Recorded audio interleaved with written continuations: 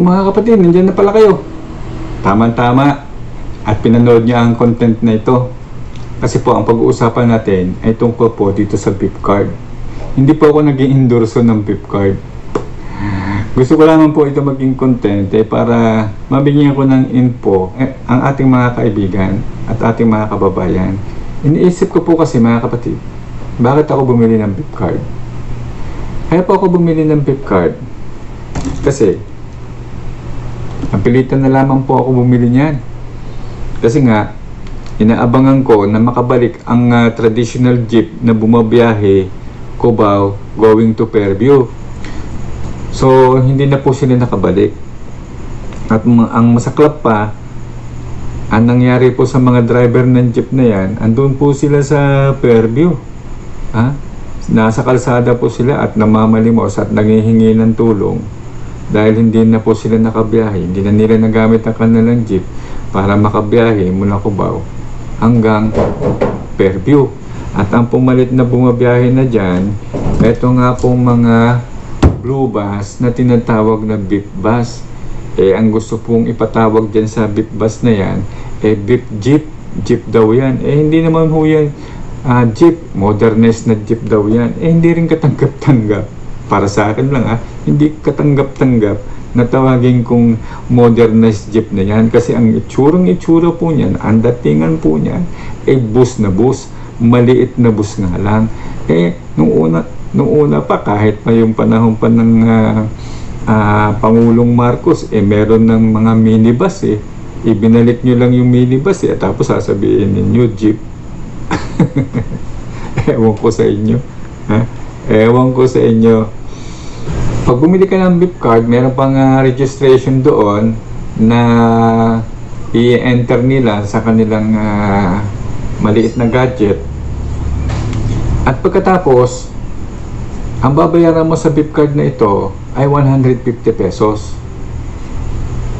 So, dati in-announce ng ating Pangulo na ilibre na lamang nila ang Beepcard.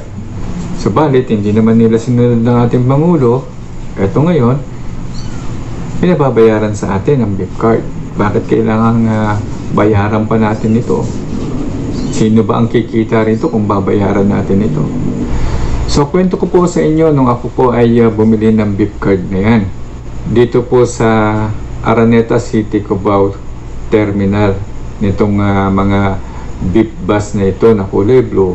At yung iba dyan ay kulay puti. Bili po ako niya sa halagang 150. At nung sumakay na ako, nalaman ko na yung ibang pasahero, kasi nagsasalita sila, sinasabi nila na ba't kailangan ko pa bumili na itong Beepcard na ito na samantalang isang beses lang naman akong babiyahe, ngayon na ako babiyahe papuntang City Hall. Hindi ko na magagamit itong Beepcard na to kasi hindi naman ako taga rito at kagagaling lang niya ng US at babalik na rin agad siya sa US. So may kukunin lang daw siya sa City Hall.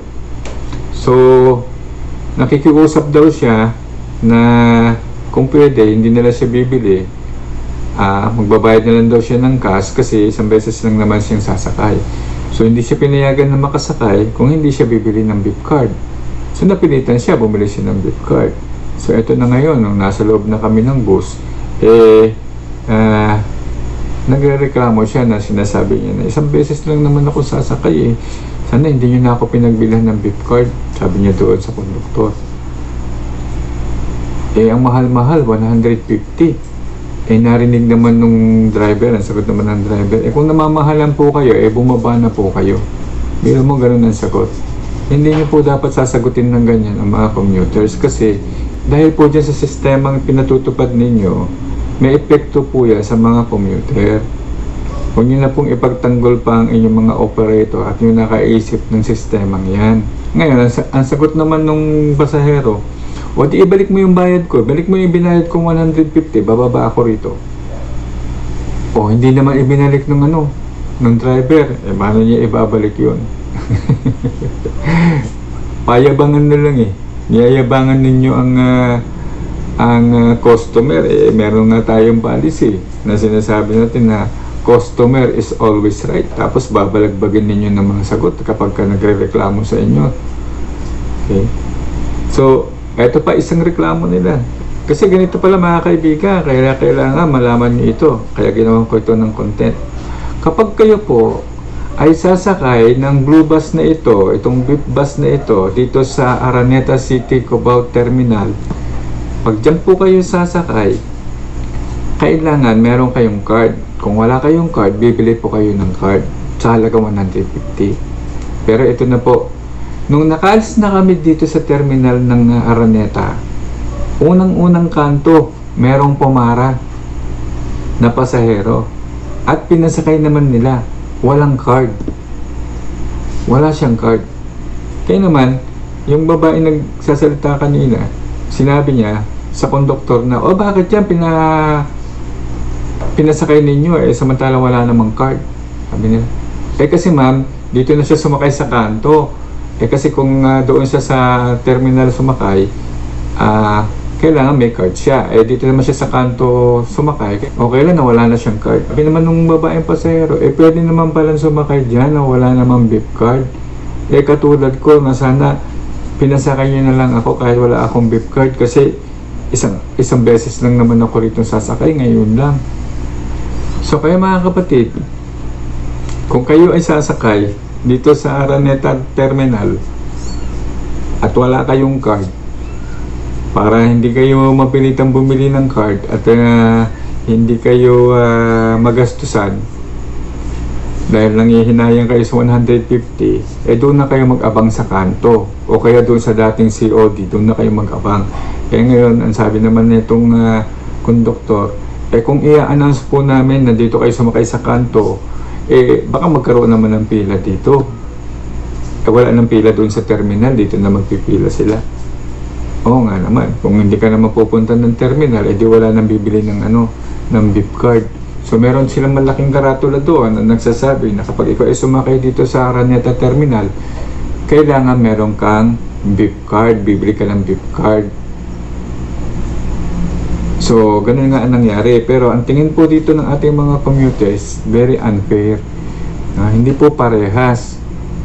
Hindi po parehas. Kasi nga, kung talagang ini-implement ninyo ang sinasabi ninyong modernization, kailangan i-apply nyo ito sa lahat ng inyong rota. Ibig sabihin, sa lahat ng mga sasakay sa inyong public vehicles, kailangan meron silang beep card. Kailangan hindi nyo sila pasasakayan kasi hindi kayo nagpapasakay ng walang beep card sa terminal Ngayon, sasabihin naman ng mga pasahero na hindi sasakay sa Araneta Terminal, yung mga madadaanan ng beep bus na yan, sasabihin naman nila na dapat pasakayan nyo kami kasi pasahero rin naman kami kahit wala kaming beep card. Magiging unfair din naman sa kanila. Pero unfair din naman doon sa bumili ng beep card.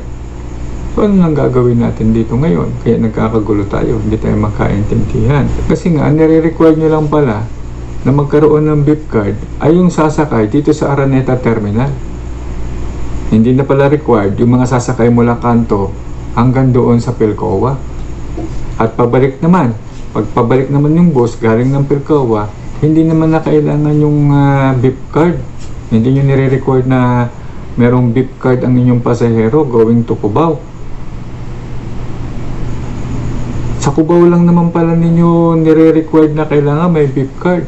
Kaya ako, ang nangyayari sa akin, itong aking beep card, ginagamit ko lamang ito pag sumasakay ako sa Araneta City, Cubao Terminal.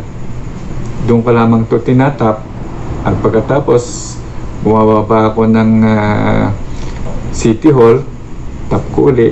Pero kapag sumakay naman ako sa Pilcoa, pabalik ng Cubao, hindi ko na ito ginagamit. Cash na yung binibigay ko. Kasi nga, para hindi maubos yung laman, kasi pag naubos yung laman, maglo-load na naman ako at pag nag-load ako, may bayad na 8 pesos. Tinalo pa yung load sa cellphone. Ang laki-laki ng babayad mo, 8 pesos, load lang. Samantalang ang load nila hindi naman na dumadaan sa Smart siguro, hindi naman na dumadaan sa Globe. Ewan kung sa computer na lang nila yung dumadaan o kung doon sa portable gadget nila na lang yung dumadaan. Tapos may bayad pa. Ano yun, gumagamit ba sila ng network para bayaran natin sila ng 8 pesos? Hindi po natin alam yan. Kung kayo kung alam po ninyo yan, i-comment nyo na lang po dyan. Narinig ko pa sa ibang pasahero na bakit daw itong beep card, ang beep bus na yan, bakit hindi na lamang ginamit ang beep card na ginagamit sa MRT, LRT. Ito rin naman yung ginagamit sa ibang bus dyan sa EDSA. No? Bakit gumawa pa sila ng panibagong beep card? Sana unified na lang lahat, no? Isang klaseng beep card na lang ang ginagamit at makakasakay na tayo sa lahat ng pampublikong sasakyan gamit ito. Kung ang sinasabi ay modernization, kasi sabi ng babaeng pasahero, sa US daw, isang card lang ang ginagamit nila. Makakasakay ka na sa lahat ng klase ng pampublikong sasakyan. Isang card lang ang gagamitin mo. Only in the Philippines. May card ka para sa MRT, LRT. May card ka para sa beep bus dyan sa may Araneta. Meron kang beep card na gagamitin para naman sa mga carousel dyan sa bus carousel dyan sa EDSA. O, sino pa? Padami pala ang magkakanya-kanya. Dapat sana, kung modernization, dapat sana uniform na lang. No, isa na lang sana ang beep card ang ginagamit nila. Ano sa palagay niyo, mga kapatid? Para convenient sa atin lahat. Isa na lang dapat. No, dapat yung ginagamit sa MRT, LRT. Ito na lang sana ang ginamit. Hindi na sila gumawa pa ng panibago. Pinagkakitaan pa nila ito. Kumita pa sila dito ng 133 pesos yung maintaining balance. Bakit kailangan mo mag-maintaining balance pa rito? Samantalang hindi naman ito bangko. hindi naman to bangko itong card nito, may maintaining balance. Para saan ang maintaining balance na yun? Samantala, binili mo na nga ito, meron na silang nakabawi na sila sa presyo ng pagpapagawa rito. Diba? Sa halagang 133 pesos. 100. Tapos yung 33, maintaining balance. Kanila na rin yung perang yun. Ang gagamitin mo lang ay yung sosobra sa 133 pesos. May 33 pesos dapat na natitira dito sa card na to. Hindi mo dapat uubusin ang laman nito dahil pag inubos mo, merong penalty. At ang penalty na yan, meron kang babayaran. Sa susunod mong gamitin ito, itinap mo uli, ay nako, sigurado malaki ang ibabawas sa iyo at magtataka ka, imbis na 15 pesos lang yung pamasahe mo, magtataka ka, ba't ang laki ng pamasahe ko? Ang hindi mo pala alam, ang binayaran mo doon, pamasahe mo, at saka yung iyong penalty. Kasi nga, wala kang maintaining balance. O kaya, kung nagkamali ka ng pag-tap, pag tinap mo to, pag sakay mo, tinap mo, pagbaba mo, hindi ka nag-tap, meron ka ring penalty nun. Meron ka ring penalty. So pag nag-tap ka uli, magtataka ka bakit malaki ang binawas sa iyo. Pati yung multa mo, ibinawas na sa iyo. Halimbawa, pag sakay mo sa beep bus na yan, itatap mo ito doon sa may pintuan, doon maliit na machine. Ititikit mo ito, itatap mo ng ganyan. Pag tap mo ng ganyan, tap in ang tawag doon. Sumakay ka pa lang. Ngayon, pag tap in mo ng ganon, makikita mo doon kung magkano pa ang laman ng iyong card. Kunyari, 150. Yan, bago pa lang bago nabili mo, tinap mo doon. O 150 pa makikita mo. Ngayon, pagbaba mo, halimbawa, bumaba ako sa City Hall. Itatap ko ulit ito. Pag tinap ko ulit ito, makikita ko doon sa screen kung magkano ang binayaran kong pamasahe. 15 pesos. So, ibig sabihin, nabawasan na ako ng 15 pesos doon sa 50 pesos na load ko para sa pamasahe na to. Ngayon, siyempre, yung 50 pesos na yun, hindi ko dapat ubusin yun. Kailangan magtira ako ng 33 pesos para sa maintaining balance. So, nag-reload uli ako ng 100 pesos reload. So, sa pag-reload ko ng ganon, buti na lang binigyan ako ng libreng mineral water. Ito, libreng mineral water. Panbit. Ayan o. Ayan. Di po tayo nag-i-endorse ng mineral water. pambawi lang siguro doon sa load na 8 pesos. Pero siguro sa susunod na mag-load pa ako ng 100 uli, baka wala ng mineral water. Baka first time lang ng pag-load mo ay mayroong mineral water. Okay. So ang sinasabi ko po kanina, kapag ka ito itinap mo, pagsakay mo tinap mo, at pagbaba mo hindi mo na itap, nako, may penalty ka. Eh kung bababa ka lang dito sa malapit lang, na ang minimum pamasahe lang is 11 pesos, ang isisingil sa'yo yung maximum fare na 17 pesos. Yung mga 17 pesos. Kaya pagka sumakay ka ulit, ginamit mo itong card mo, tinap mo ulit ng ganun, ibabawas na sa iyo yun.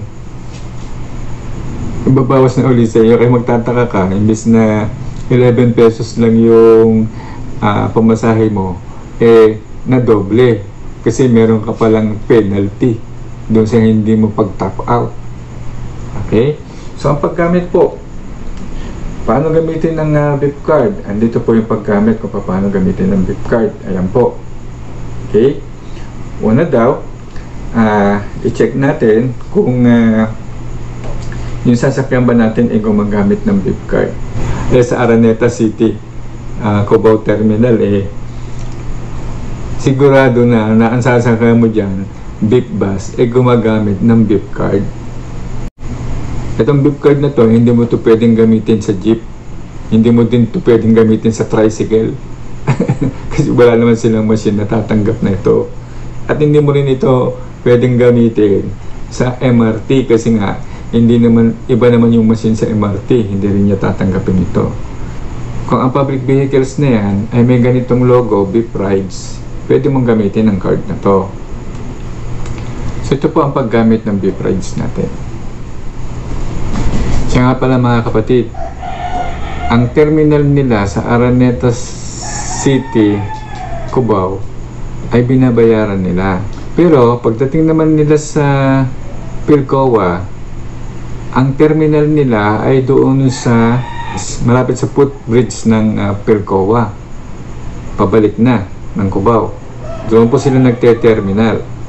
Meron po tao doon na naniningil sa kanila, na inaabutan nila ng barya.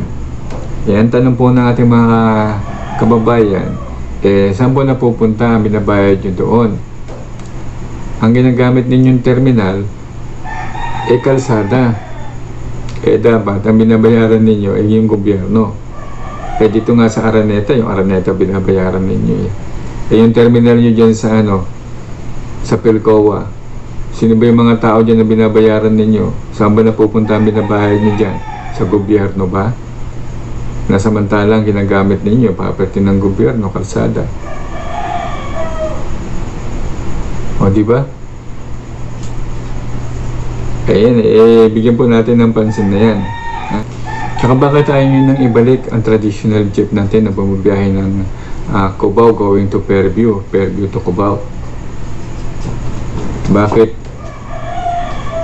Bakit ang VIP bus na lamang ang pinapayagan ninyong bumiyahe from Cubao, pero hindi man nakakaabot ng Fairview? Ta-transfer pa sila pagka ang biyahe lang nila from Cubao hanggang Pilcoa.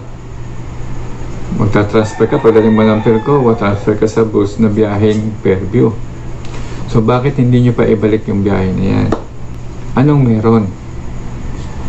Anong meron dito sa mga VIP bus na ito at sila lamang ang pinapayagan nyo at hindi nyo na pinayagan na makabalik sa biyahe itong mga traditional jeep? Nasamantala, wala naman desisyon ng korte para sila ay pigilan yung bumiyahe at isuspende nyo ang kanilang biyahe. Nasuspende lang ang kanilang biyahe dahil sa lockdown. Tapos hindi na sila nakabalik. Ewan, so siguro kayo mga kapatid, kung meron kayong gusto i-comment tungkol dito, mag-comment na lamang po kayo. At share nyo rin po ang inyong mga alam para yung iba nating mga kababayan dyan malaman natin kung bakit hindi na sila pinabiyahe. So, nakakawa naman yung mga driver ng traditional jeep na yan. Namamalimos na lamang sila sa Fairview, nangihingi ng tulong sa mga dumadaang sasakyan sa kalsada. Nakakawa po sila dahil wala na silang biyahe, hindi na sila makapagtrabaho, hindi na nila mapakinabangan yung mga traditional jeep na yan na kanilang ibinabiyahe.